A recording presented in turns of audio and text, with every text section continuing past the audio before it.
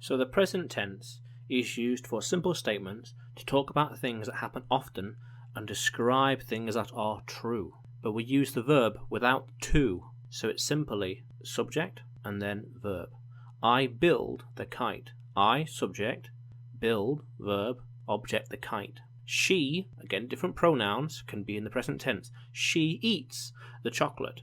It isn't I build to kite, or I build to the kite, or she eats to chocolate, eats the chocolate.